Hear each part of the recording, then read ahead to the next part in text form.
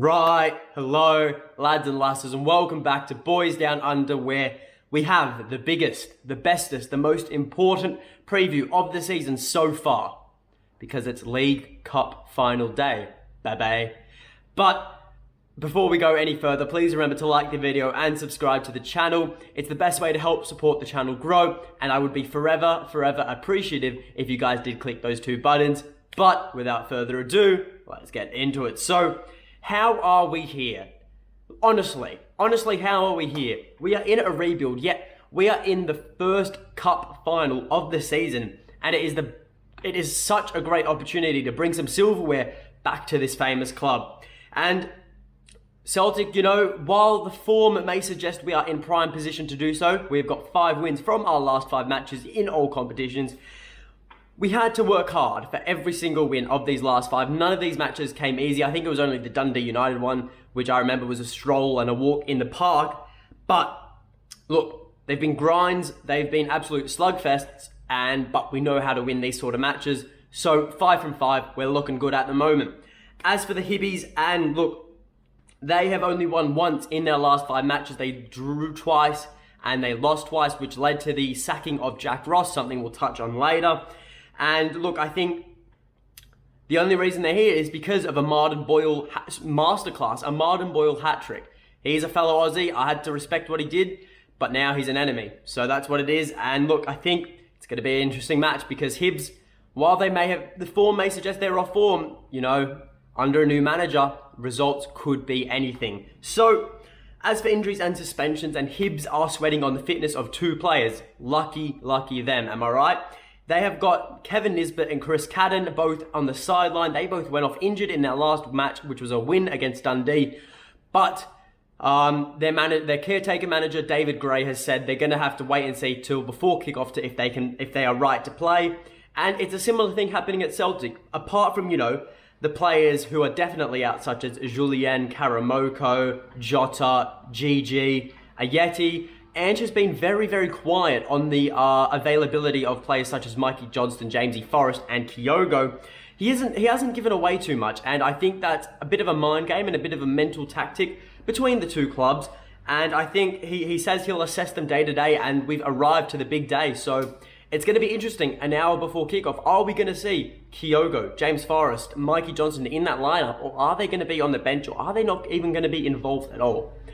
Which is a lovely little segue into my favourite segment, the lineup prediction. And look, I think it's shaping up to be a very similar lineup to what we saw against Ross County, purely because, you know, we're down to the bare bones, which is fair enough. However, our bare bones are very strong. So, I am going for Joe Hart in goals, then Anthony Ralston at right back, who is and has been the man of the week with his heroics, I guess we could say, against Ross County. Then as the 2 centre halves, I've got Starfelt and Cameron Carter-Vickers. Starfelt obviously got that suspension against Ross County, however, that doesn't impact this match. Then I'm going for Liam Scales at left back. Ange has really turned to Liam Scales as he's shown a lot of favouritism to him. I think he might just get the nod ahead of Greg Taylor, but he has a very hard issue in that whoever he picks at left back is going to have to contain Martin Boyle, which we'll touch on in a bit. Then into the midfield triangle of dreams, Callum McGregor at CDM, David Turnbull as the box-to-box, and then the Wizard of Oz, Tom Rogic at cam. Then as the front 3, look, I'm going for Moffat. Honestly, at this point, anyone but Montgomery at left wing, he just isn't a left winger. I'm sick of saying him there because he provides nothing. I hate to say it because he's such a young kid, but like, honestly, put Moffat in there, he'll do a much better job. Then Abada as the striker and Josip Juratovic at right wing. But that leads us into the final score prediction. And look, I touched on it briefly, Martin Boyle, danger man for Hibernian. Whoever Ange entrusts at left back, whether it be Juranovic, Greg Taylor, Liam Scales, Bolly Bolingoli, Adam Montgomery, whoever it is, they've got a hard job on their hands. But the key is, if you can contain Martin Boyle, you can contain the whole Hibs team, especially if they have got Kevin Nisbet missing out due to injury. But Martin Boyle, my fellow countryman, he is going to be the player to look out for Hibernian. And if he can get on form, we saw how damaging he was against the Rangers. he's just going to do the same against Celtic. But essentially, the same thing goes for Celtic. You know, if Hibernian can shut down Tom Rogic and, you know, Abada, you've shut out up 2 attacking outlets. And that is preempting, of course, you know, the absence of Kyogo, Mikey Johnson, and James Forrest from the team, who I'm very much hoping will take part in the final. Because honestly, I'd rather Mikey Johnson at left wing than Adam Montgomery, and I don't think anyone can disagree with that. I also would rather, you know, Kyogo than Abada up top and James Forrest at the right wing, where we can move Juranovic to the left back. I'd prefer a lot of things. Obviously, I don't expect it all to happen because, you know, you got to be realistic, and the injuries are injuries. And if the sports team, if the physio team don't give all the players the all clear, well, it would be pretty stupid to risk them again, even because we could see them on the sidelines for even longer, which is the last thing we want to see for players like James Forrest, who have battled injuries, and Kyogo, who is one of the best players in this team. And look, I think the way Celtic have been playing recently, you know, because we haven't had these attacking outlets, it's going to be a slugfest. Like I said earlier, we're going to have to grind out this win. So I wouldn't be surprised at all if, you know, we go to penalties, we go to extra time, because I can see Hibs taking this match straight through because they know Celtic are down to the bare bones. We don't have the depth right now to be taking these matches into extra time and into penalties, you know. But look, a lot of people are saying, you know, Hibs will be unsettled. They haven't got a manager. They're in a transition period between, you know, the sacking of Jack Ross and the incoming Sean Maloney. But look, David Gray, he's been in charge for 2 games now. He's been with the club for a few years now. And look, the players know him. The coaching staff know him. I don't really see why people are labeling this as, you know, a reason Celtic will win. I don't buy into that sort of stuff because you look at the results under David Gray, a win and a draw, 4 points from 6.